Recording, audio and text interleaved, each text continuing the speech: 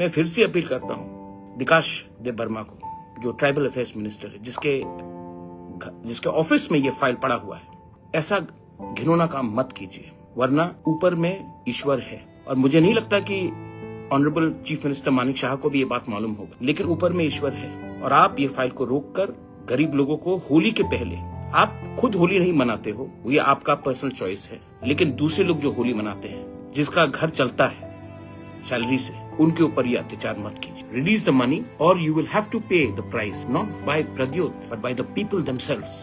I am sorry, there are different ways of doing politics, but this is not the right approach, making the poor people suffer. Imagine if this happened. अगर मैंने कुछ ज्यादा बोला है तो मैं माफी मांगना चाहता हूं। पहले भी we have fought elections. Biplab Deb was the chief minister. He never did this. I'm sure even the honorable chief minister of Tripura, Manik Shah ji, he does not know what you're doing. Don't play such sort of politics which damages people, societies, lives.